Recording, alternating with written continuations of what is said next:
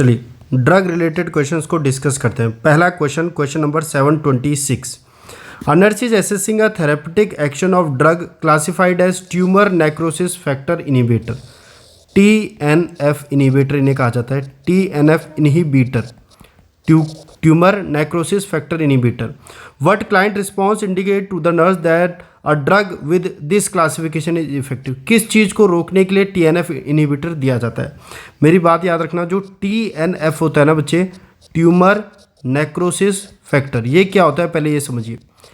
ये क्या करता है, ये हमारे जो जॉइंट्स होते हैं ना उनके बीच में साइनोवियम जो होता है उसका इन्फ्लामेशन करवाता है ये TNF, ठीक है। साइनोवियम यानी इन्फ्लामेशन ऑफ साइनोवियम करवाता है, इन्फ्लामेशन करता है साइनोवियम का TNF।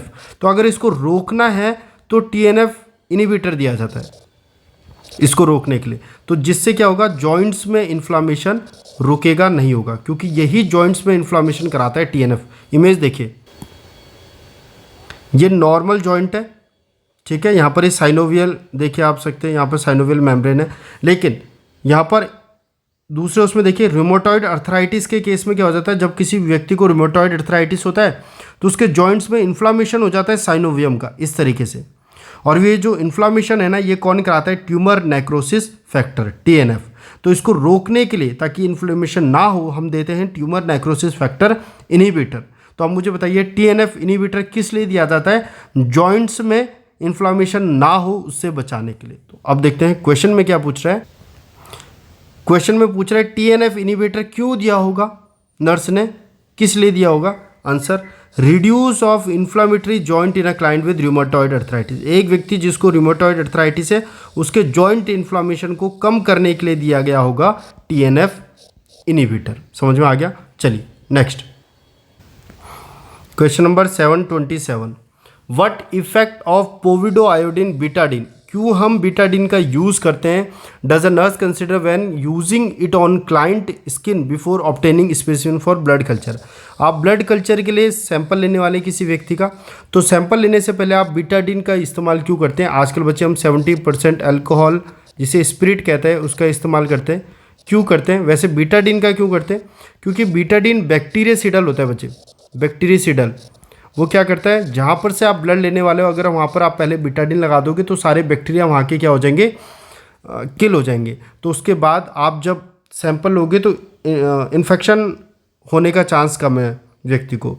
तो क्यों हम बीटाडीन से पहले उस जगह को क्लीन करते हैं, ताकि एलिमिनेट किया जा सके वहाँ पर मौजूद बैक्टीरिया, सरफेस बैक्टीरिया को, दैट में कंटेमिनेट द कल्चर, जो कल्चर को कंटेमिनेट कर सकते हैं, उन बैक्टीरियाज को वहाँ से रिमूव किया जा सके, एलिमिनेट किया जा सके। इसीलिए हम बीटाडीन का इस्तेमाल करते हैं सैंपल लेने से पहले। चलिए नेक्स्ट, फिर से एक बहुत फेमस क्वेश्चन बच्चे, बहुत बार पूछा जाता है। Which drug does a nurse anticipate may be prescribed to produce diuresis and inhibit formation of aqueous humour in a client with glaucoma. वैसे तो आपको मैंने पहले भी पढ़ाया है, आपको ये जानते हुए जैसे ही आप ग्लूकोमा नाम सुने आप सीधा टिक कर दें एसिटाजोलामाइड, एसिटाजोलामाइड, क्योंकि आप जानते हैं ग्लूकोमा में IOP बढ़ जाता है, एक्वस ह्यूमर बढ़ जाता है, एक्वस ह्यूमर जो फ्लूइड होता है आँख के अंदर वो बढ़ जाता है, जिसकी वजह से प्रेशर बढ़ जाता है, IOP बढ़ जाता है, उसी को ग्लूकोमा कहते हैं। और ग्लूकोमा में ही टनल विजन देखने को मिलता है, पेरिफेरल विजन का लॉस हो जाता है, सिर्फ सामने दिखता है। लेकिन हम ये भी जानते हैं कि एक्वस ह्यूमर का प्रोडक्शन अगर कम हो जाए, एक्वस ह्यूमर का प्रोडक्शन अगर कम हो जाए तो IOP भी कम हो जाएगा। और एक्वस ह्यूमर का प्रोडक्शन कम करने के लिए हमारे पास जो दवाई है उसे हम कहते हैं एसिटाजोलामाइड, कार्बोनिक एनहाइड्रेज इनहिबिटर होता है, कार्बोनिक एनहाइड्रेज इनहिबिटर CAI, ठीक है। लेकिन आप कभी भी नाम सुनेंगे, कई बार ये क्वेश्चन आता है कि ग्लूकोमा में आप कौन सी ड्रग देंगे, सीधा और एकमात्र आंसर जाएगा एसिटाजोलामाइड। यहाँ पर आंसर क्या जाएगा, एसिटाजोलामाइड, ठीक है।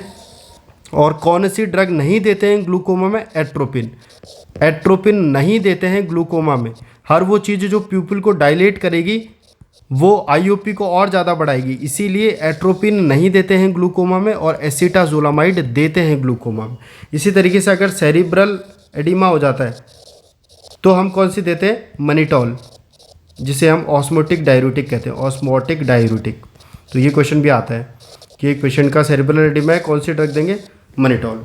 चलिए next question number 729, a client report fatigue and dyspnoea and appears pale. एक व्यक्ति में काफ़ी थकावट हो रही है, डिज्निया हो रहा है, सांस लेने में दिक्कत हो रही है और उसे पेल नज़र आ रही है। The nurse question that the client about medication currently being taken. Nurse client से पूछ रही है कि आप कौन कौन सी दवाई अभी खाते हो।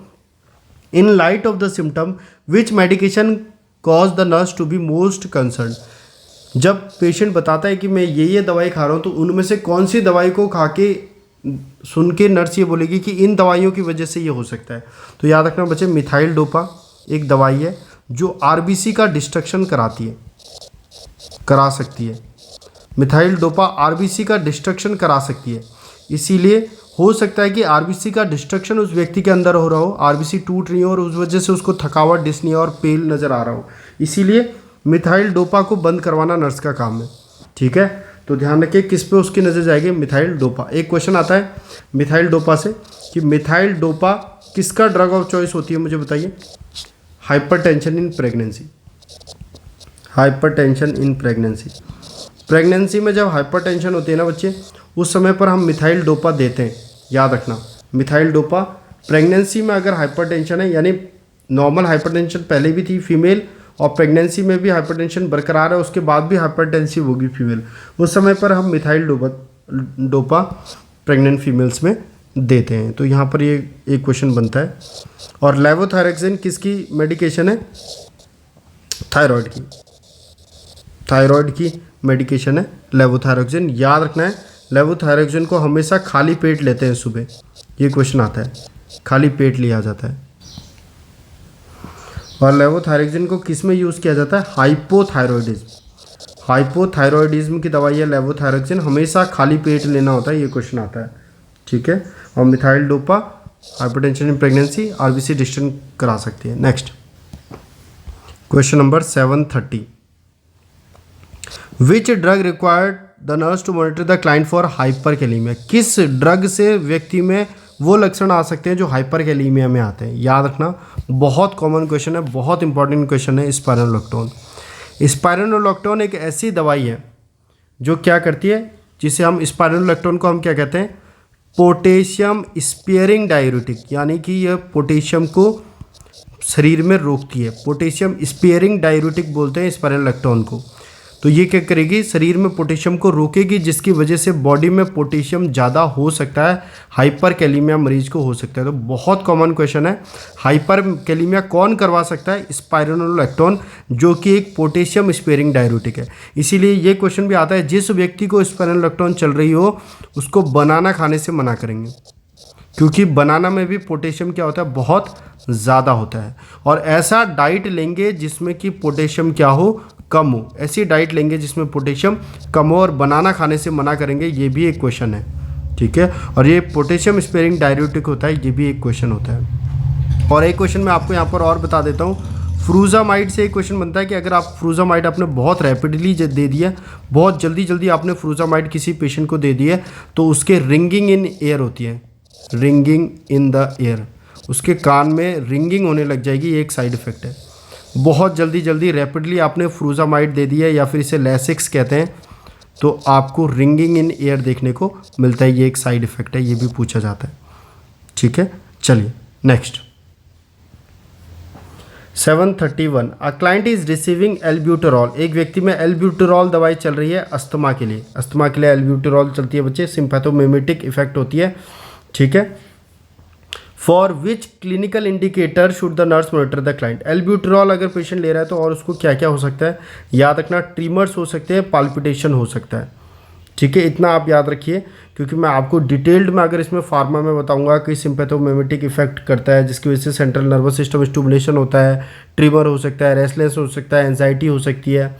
ठीक है, तो ये सारी चीज़ें ऑन डिटेल हो जाएगी, इतना आपको जानना नहीं है। आप याद रखिए, एल्ब्यूटेरॉल दवाई किसके लिए चलती है, अस्थमा के लिए, और उससे मरीज को ट्रिमर और पाल्पिटेशन वगैरह भी हो सकते हैं, इतना आप ध्यान रखिए। चलिए next question number 732, in a post anaesthetic care unit it is reported that client receive intrathecal morphine. एक व्यक्ति को मॉर्फिन दिया जा रहा है, और मॉर्फिन एमआई में भी देते हैं, याद रखना बच्चे, मॉर्फिन एमआई में पेन को कम करने के लिए देते हैं।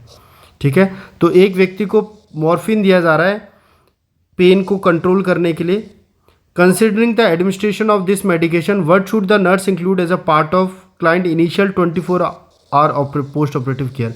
अगर किसी व्यक्ति को मॉर्फिन दिया जा रहा है पेन के लिए तो किस चीज़ का नर्स ध्यान रखेगी। याद रखना बच्चे, जो भी ओपोइड्स अगर किसी व्यक्ति को आप देते हो, जब भी ओपोइड्स देते हो मॉर्फिन वगैरह किसी व्यक्ति को, तो एक बात ध्यान रखना जो नर्सिंग जगत में हर बार हर साल क्वेश्चन आता है, यह उस व्यक्ति की रेस्पिरेटरी रेट को डिप्रेस कर सकता है।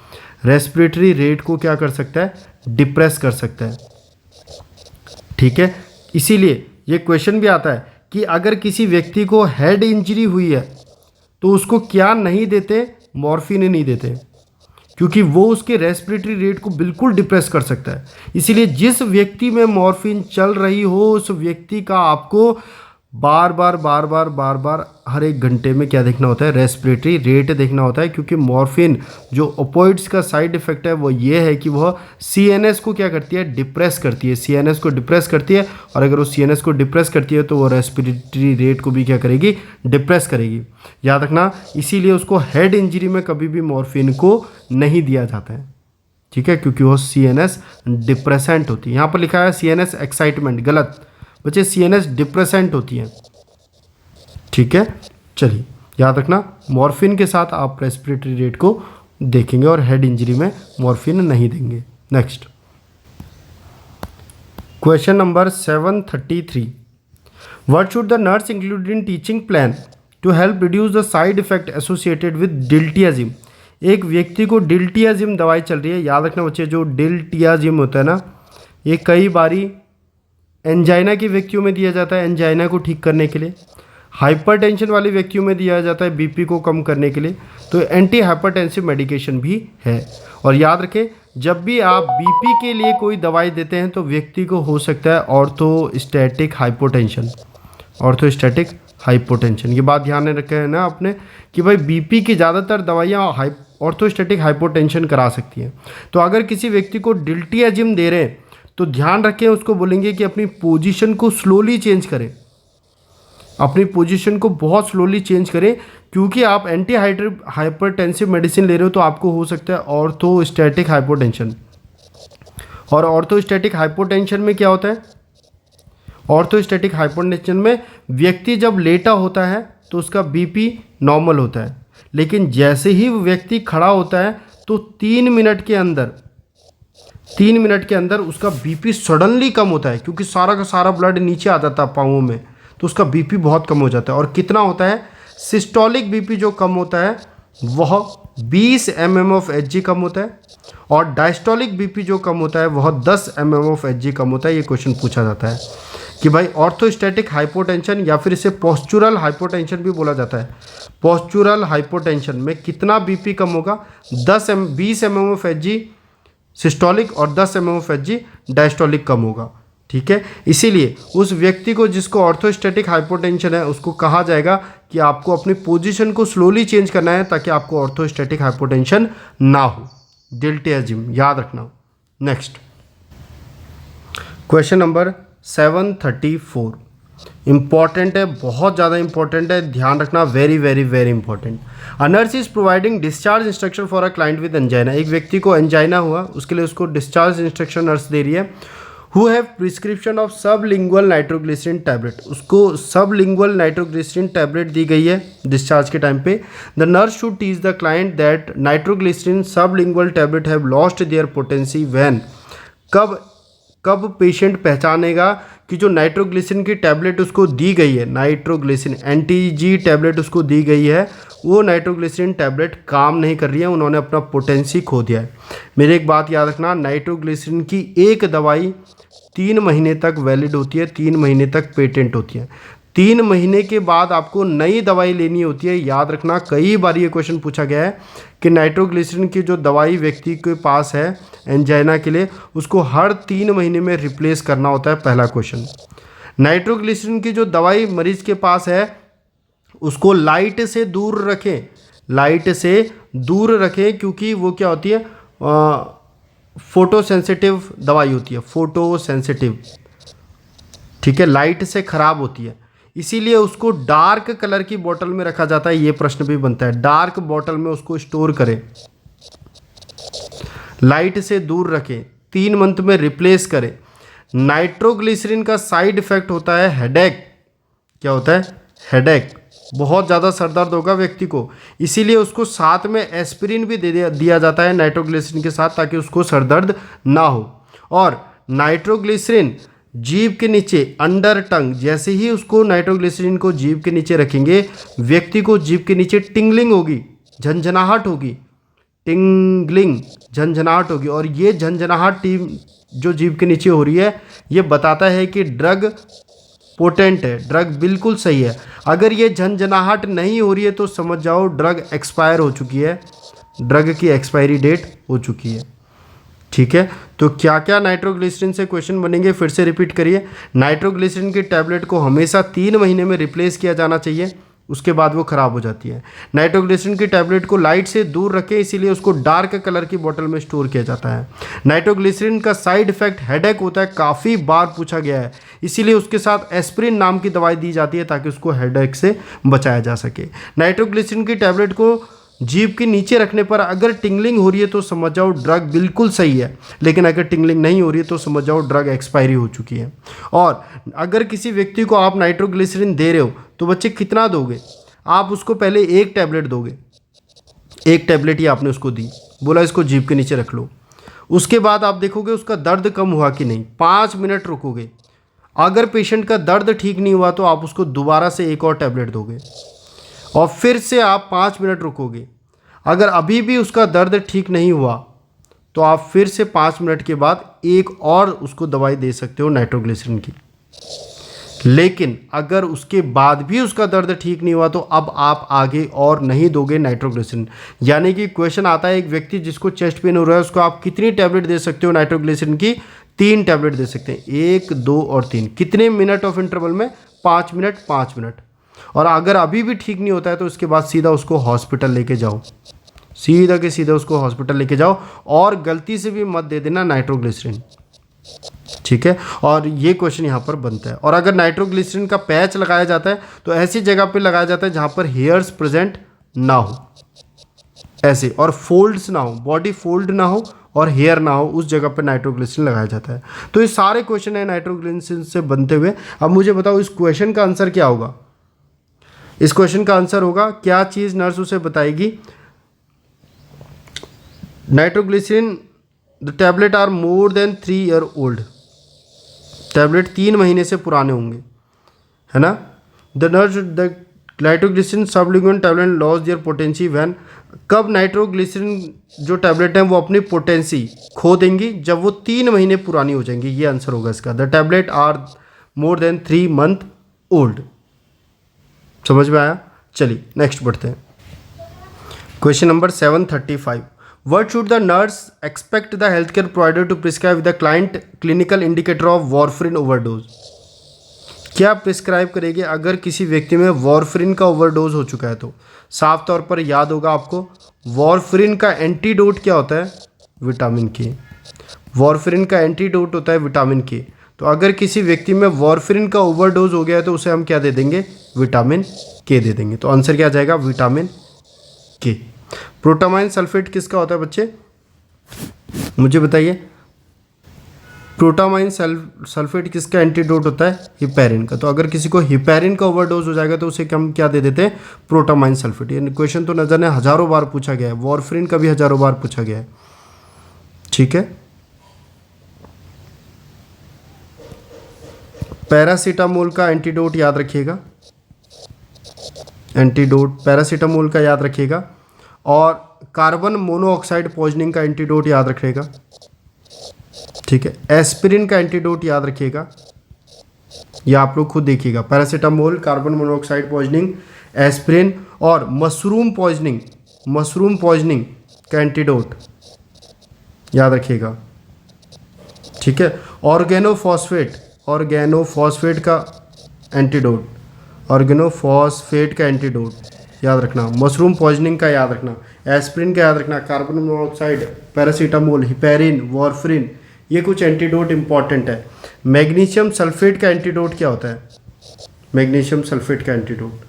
ठीक है, हाइपर कैलीमिया, अगर पोटेशियम बढ़ा हुआ है तो उसका एंटीडोट क्या होता है? तो ये सब याद रखना। और कौन सा एनीमा दिया जाता है अगर पोटेशियम बढ़ा है तो? कैक्सिलेट एनीमा दिया जाता है, याद रखना। कैक्सिलेट एनीमा दिया जाता है अगर पोटेशियम बढ़ा हो। सोडियम पॉलिस्ट्रीन एनीमा के नाम से भी जाना जाता है उसको।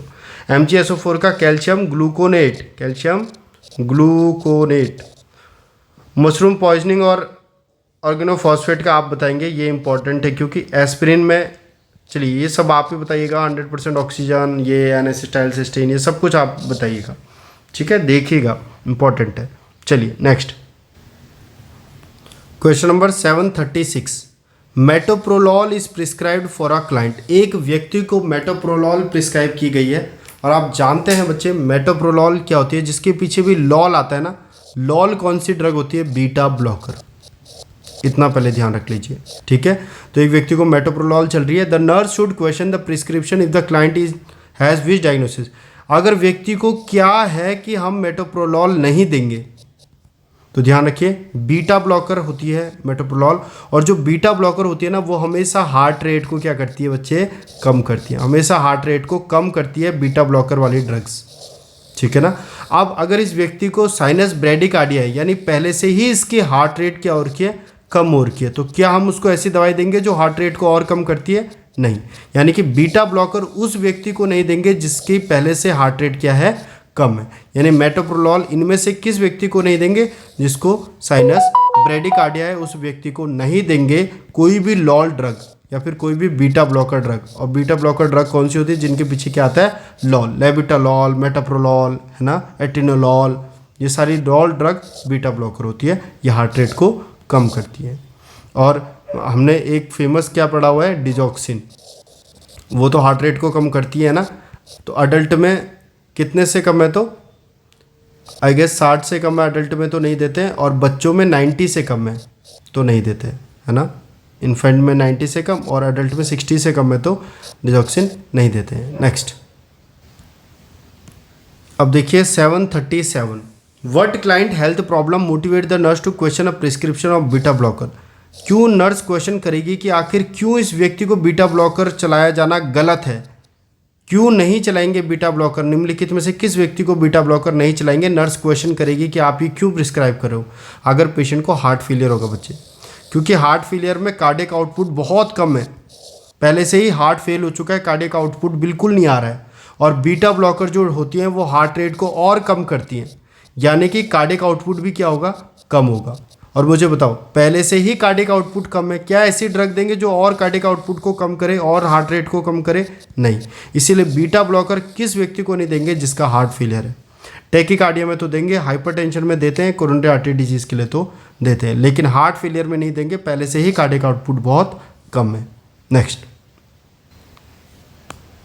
Question number 738। A nurse conclude that simvastatin. अब याद रखें बच्चे, जिसके पीछे भी स्टैटिन आता है ना, स्टैटिन, जैसे एटोरवास्टैटिन, जैसे सिमवास्टैटिन, जिसके पीछे भी स्टैटिन आता है वो हमेशा कोलेस्ट्रॉल को कम करने वाली दवाई होती है। कोलेस्ट्रॉल को कम करने वाली दवाई होती है जिनके पीछे स्टैटिन आता है, ध्यान रखिएगा, ठीक है। तो एक व्यक्ति को सिमवेस्टेटिन चल रही है, being administered to a client is effective. और decrease in what clinical finding support this conclusion. क्या चीज़ कम होगा अगर व्यक्ति को सिमवेस्टेटिन चल रही है? तो स्टैटिन किस चीज़ को कम करता है? कोलेस्ट्रॉल। कोलेस्ट्रॉल मतलब ट्राइग्लिसराइड, ठीक है ना। तो इस व्यक्ति में किस चीज़ का लेवल कम होगा? ट्राइग्लिसराइड को कम करने के लिए दी जा रही होगी उसको सिमवेस्टेटिन। आज के बाद याद रखना, स्टैटिन ड्रग किस लिए दी जाती है? ट्राइग्लिसराइड को कम करने के लिए, या फिर आप कह सकते हैं कोलेस्ट्रॉल को कम करने के लिए। और एक और क्वेश्चन बताऊं बच्चे, बहुत इंपॉर्टेंट जो यहाँ पर है, कोलेस्ट्रॉल को कम करने के लिए स्टैटिन दी जाती है ना, इससे एक चीज़ होती है रैप्डोमाइलोसिस। रैप्डोमाइलोसिस नाम की एक दिक्कत होती है, आप पढ़िएगा। बस एक डायरेक्टली क्वेश्चन आ जाता है कि रैप्डोमाइलोसिस निम्नलिखित में से किस बीमारी, किस ड्रग की वजह से हो सकती है? आंसर जाता है स्टैटिन ड्रग्स, जो कोलेस्ट्रॉल को कम करती हैं, उनकी वजह से रैप्डोमाइलोसिस होता है। रैप्डोमाइलोसिस क्या होता है बच्चे? सुनो, बहुत बड़ा क्वेश्चन है। यानी कि अगर आपको ये क्वेश्चन आता है ना, तो 1 लाख जो बच्चे नॉर्सेट में बैठ रहे हैं उनमें से आप सबसे अलग हो। जिन लोगों में स्टैटिन ड्रग चलती है उनमें क्या होता है, मसल का ब्रेकडाउन होना भी चालू हो सकता है। मसल ब्रेकडाउन, उसके शरीर की मसल टूट सकती है, और जब मसल टूटती है ना तो उसमें से निकलता है मायोग्लोबिन, मायोग्लोबिन है ना। और ये मायोग्लोबिन जब किडनी में जमा हो जाता है ना तो किडनी पूरी तरीके से डैमेज हो जाती है, पूरी तरीके से किडनी डैमेज हो जाती है। इसलिए याद रखना, मायोग्लोबिन कब निकलता है, जब मसल का ब्रेकडाउन होता है, ठीक है, और वो किडनी डैमेज करता है। इसीलिए स्टैटिन ड्रग कोलेस्ट्रॉल को कम करने वाली ड्रग का साइड इफेक्ट होता है रेब्डोमाइलोसिस, यानी कि मसल का ब्रेकडाउन, जिससे किडनी डैमेज हो सकती है। तो याद रखना, कई बार पूछता है रेब्डोमाइलोसिस किस ड्रग की वजह से होता है, स्टैटिन ड्रग, जिनके पीछे स्टैटिन आता है जो कोलेस्ट्रॉल को कम करती है या फिर ट्राइग्लिसराइड के लेवल को कम करती है। चलिए नेक्स्ट। और बच्चे गुड कोलेस्ट्रॉल किसे कहते हैं, गुड कोलेस्ट्रॉल, ये क्वेश्चन भी आता है, गुड कोलेस्ट्रॉल किसे कहते हैं, HDL को। और बैड कोलेस्ट्रॉल कहते हैं LDL को। ये ध्यान रखिएगा, ये क्वेश्चन भी बनता है कोलेस्ट्रॉल से। और नॉर्मल किसी व्यक्ति में कोलेस्ट्रॉल का लेवल 200 से कम होना चाहिए, नॉर्मल, ये ध्यान रखना, ये क्वेश्चन बनता है, कोलेस्ट्रॉल का लेवल कितना होना चाहिए, 200 से कम। चलिए नेक्स्ट क्वेश्चन, क्वेश्चन नंबर 739 बहुत ज़्यादा इंपॉर्टेंट है, ध्यान रखना। अ client with history of arthritis, एक व्यक्ति जिसे अर्थराइटिस है, has an acute episode of right ventricular heart failure, उसमें राइट वेंट्रिकुलर हार्ट फेलियर भी हो चुका है, और उसको जो दवाई दी जा रही है उसको लेसिक्स या फिर फ्रूजामाइड दवाई दी जा रही है। The health care provider lower the client usual dose of aspirin, health care provider aspirin का जो डोज है वो कम करता है, यानी कि व्यक्ति को अब लेसिक्स भी चल रही है, इसीलिए डॉक्टर देखता है कि व्यक्ति को लेसिक्स चल रही है यानी फ्रूजामाइड चल रही है, लेसिक्स यानी फ्रूजोमाइड अगर किसी पेशेंट को चल रही है तो डॉक्टर क्या करता है, उसकी एस्पिरिन के डोज को कम कर देता है। तो ये क्वेश्चन पूछ रहा है कि उसकी एस्पिरिन की डोज क्यों कम की गई जिसमें फ्रूजामाइड चल रही है, ये क्वेश्चन पूछ रहा है ना। The client ask the nurse the reason for lower dose, what is the nurse best response, क्यों जिस व्यक्ति में फ्रूजामाइड चल रहा है उसमें अगर आप एस्पिरिन चला रहे थे तो उसकी डोज को अब कम करना पड़ेगा।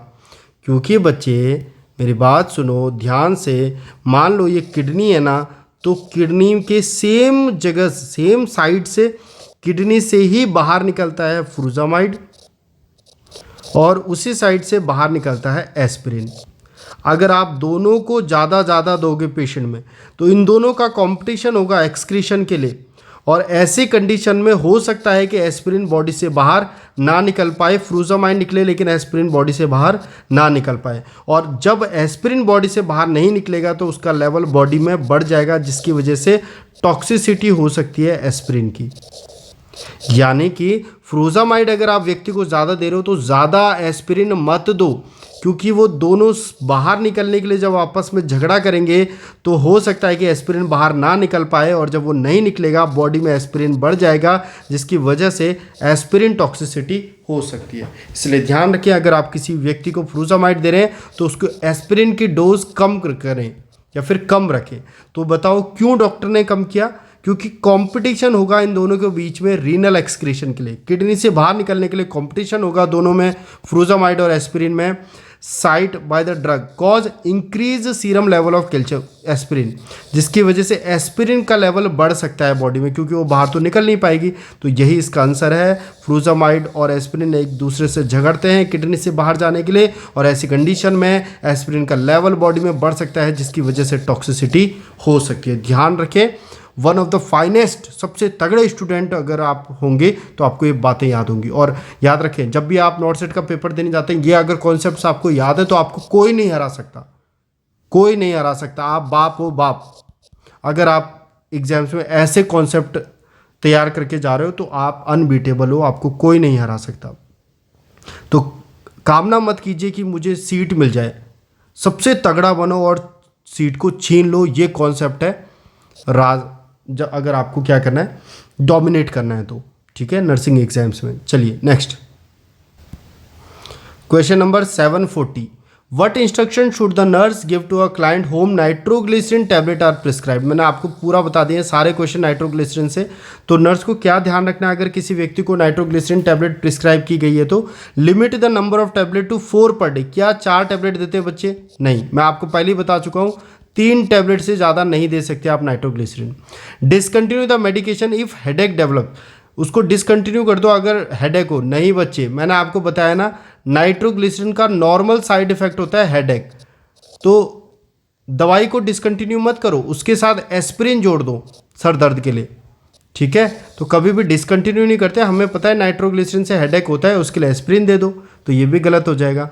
Ensure that the medication is stored in a dark container, और यही उत्तर है बच्चे। मैंने आपको बताया ना कि नाइट्रोग्लिसरीन किससे ख़राब होती है, लाइट से, इसीलिए उसको डार्क कंटेनर में रखा जाता है, डार्क कंटेनर में रखा जाता है, लाइट से दूर रखा जाता है, डार्क कलर बॉटल में रखा जाता है, डार्क कलर बॉटल में। ये क्वेश्चन मैंने आपको बताया था और यही इसका आंसर है।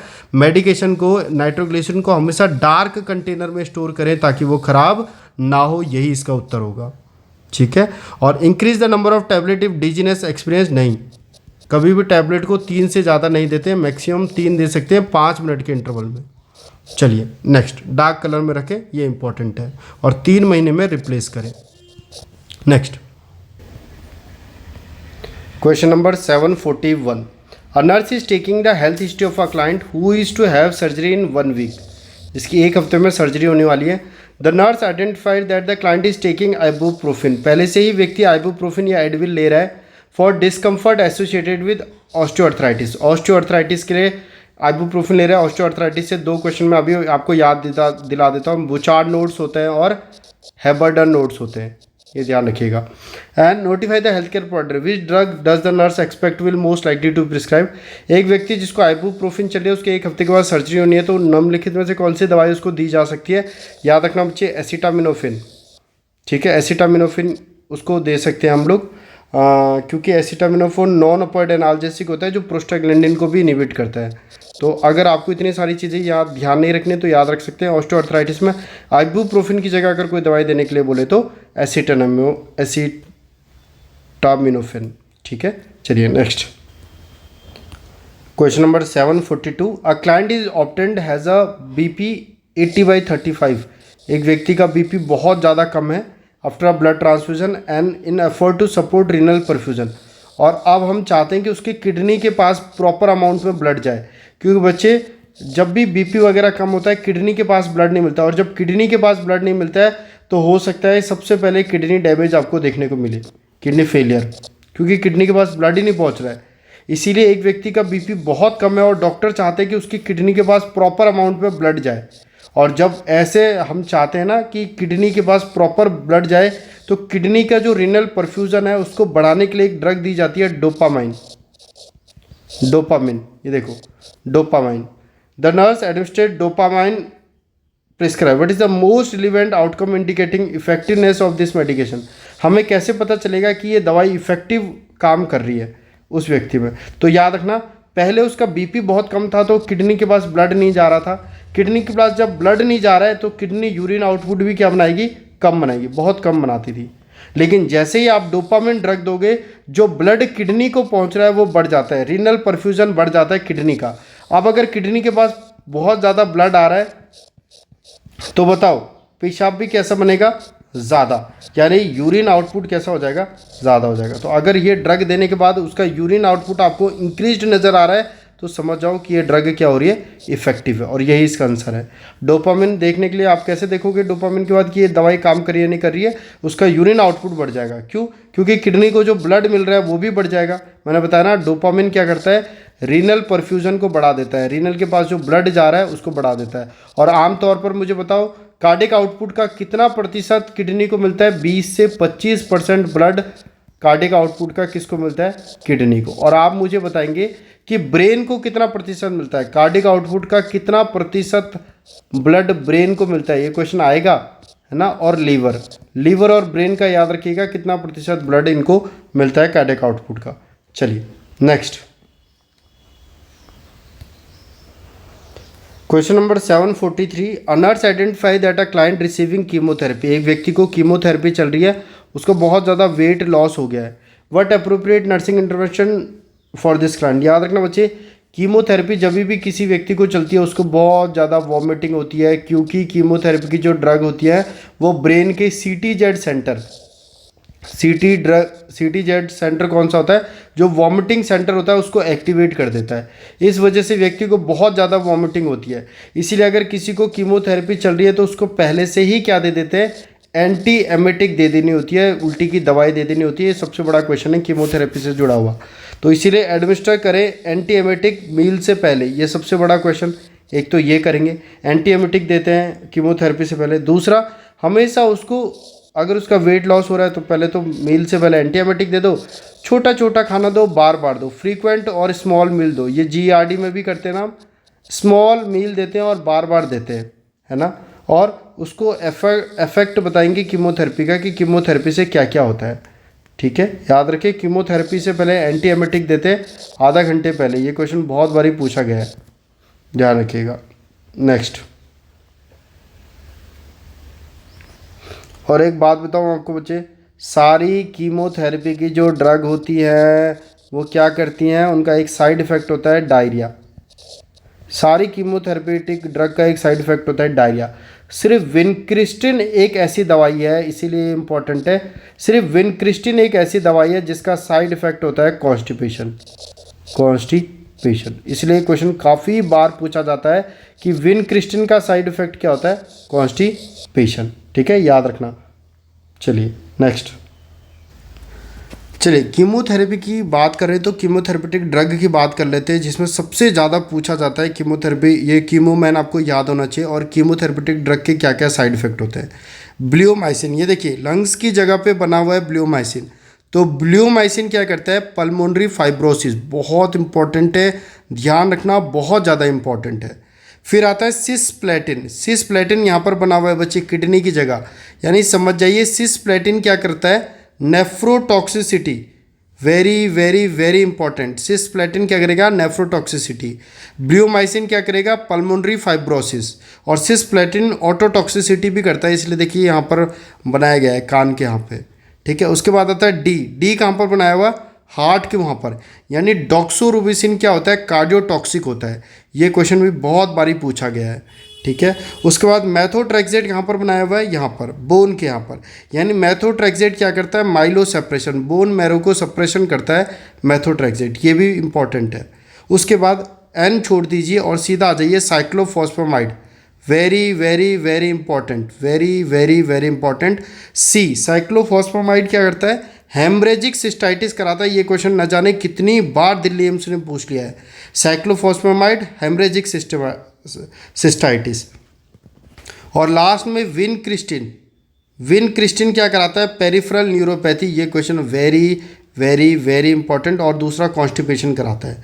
तो अब आपको आज के बाद bleomycin, pulmonary fibrosis, cisplatin, nephrotoxicity and ototoxicity, और देखो टिन आ रहा है, सिन टिन में ऑटोटॉक्सिसिटी और नेफ्रोटॉक्सिसिटी होती है ना, डॉक्सोरुबेसिन में cardiotoxicity, methotrexate myelo suppression, cyclophosphamide क्या कराती है, हेमरेजिक सिस्टाइटिस, ये तो बहुत इंपॉर्टेंट है। और विनक्रिस्टिन पेरिफेरल न्यूरोपैथी कराती है। तो आज के बाद कीमोमैन को मत भूलना, ब्लियोमाइसिन लंग्स में, cystic haemorrhagic cystitis, ototoxicity, myelo suppression, vincristine constipation and peripheral neuropathy, ठीक है, बहुत इंपॉर्टेंट है। केमोथेरेपेटिक ड्रग के साइड इफेक्ट डायरेक्ट आपसे पूछ लिए जाएंगे।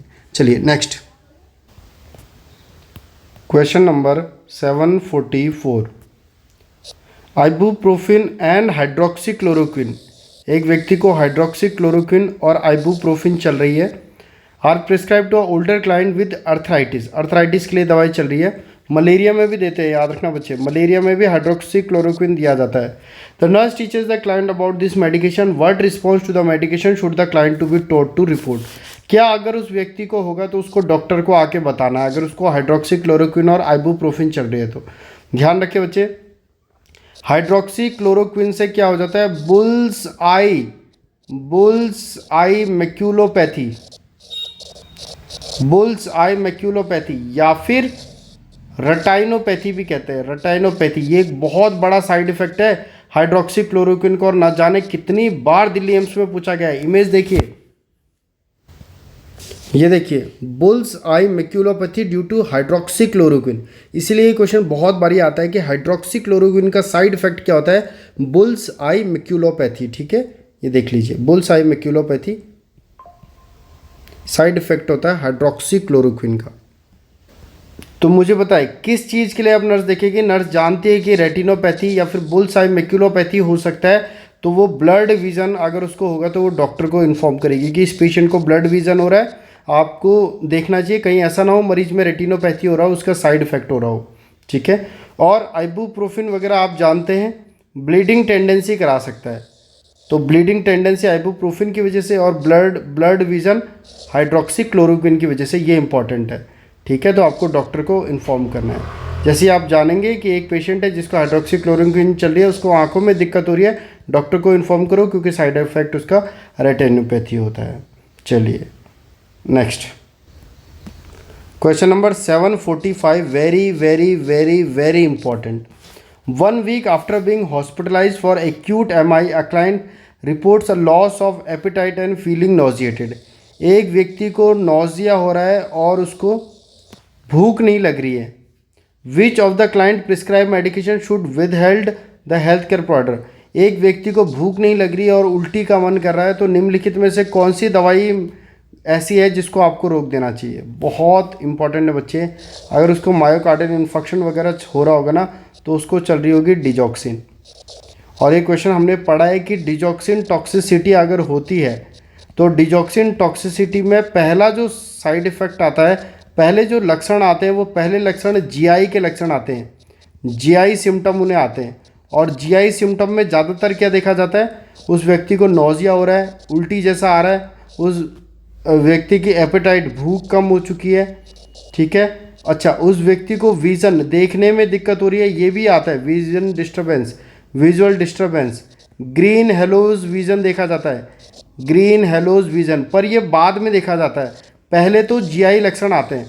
तो ऐसे व्यक्ति में जिसको डिजॉक्सिन चल रही है, अगर उसमें नोजिया, वॉमिटिंग या फिर एपेटाइट आपको कम नज़र होते हुए आए, यानी जीआई के लक्षण अगर उस व्यक्ति में दिखाई दें, तो सीधा समझ जाओ डिजॉक्सिन टॉक्सिसिटी हो रही है।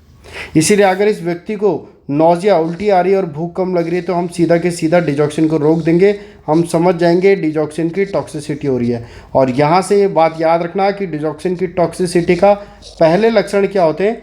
जीआई सिम्टम, नोजिया और एपेटाइट कम होना या वॉमिटिंग होना, है ना। और ग्रीन हेलो विजन भी साइड इफेक्ट होता है डिजॉक्सिन का, और विजन डिस्टर्बेंस भी किस में देखा जाता है? डिजॉक्सिन टॉक्सिसिटी में। और डिजॉक्सिन टॉक्सिसिटी कब होती है? जब पोटेशियम कम होता है।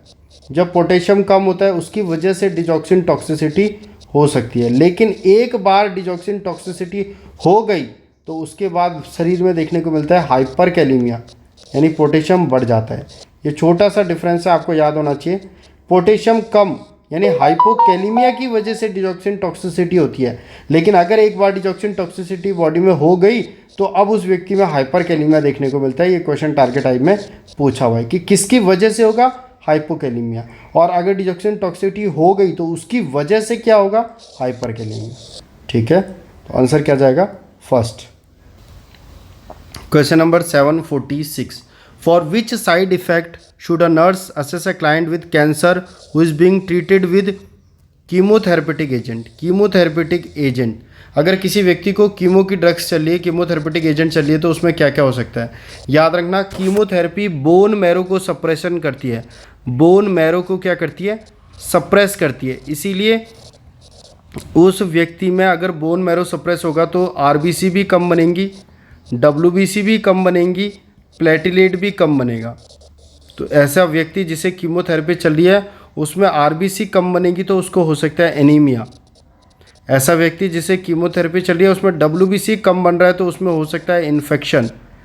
ऐसा व्यक्ति जिसमें कीमोथेरेपी चल रही है उसमें प्लेटिलेट कम बन रहा है तो उसकी वजह से हो सकता है ब्लीडिंग।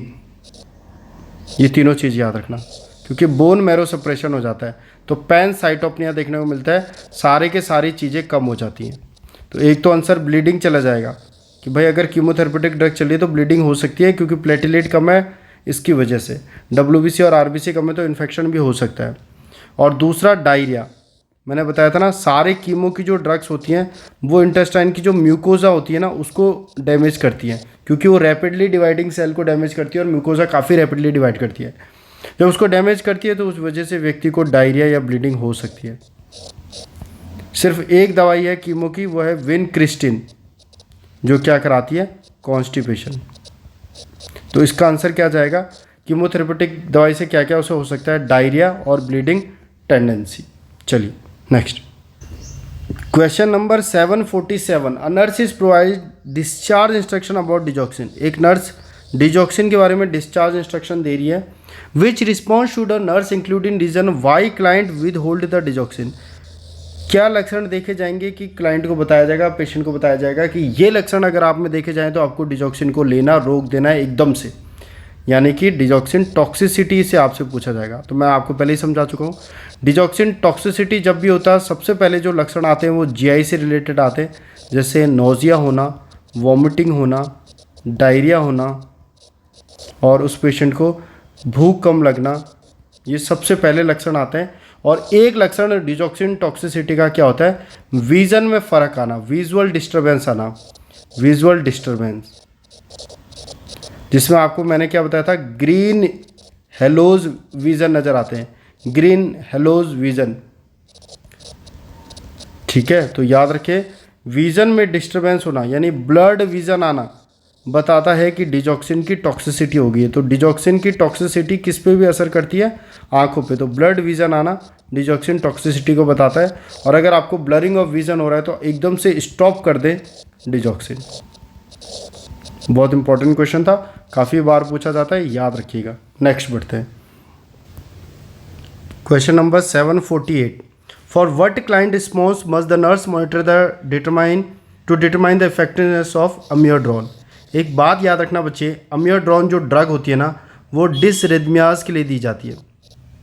डिसरिथमियाज यानी अगर हार्ट रेट के रिदम में कोई डिफ़िकल्टी है तो उस कंडीशन में जो ड्रग दी जाती है अमियोड्रोन दिया जाता है। और काफ़ी बार पूछा जाता है मेनली किन किन कंडीशन में, अगर किसी व्यक्ति को वेंट्रिकुलर टैकीकार्डिया है, वेंट्रिकुलर टैकीकार्डिया है तो उस टाइम पर भी हम देते हैं अमियोड्रोन।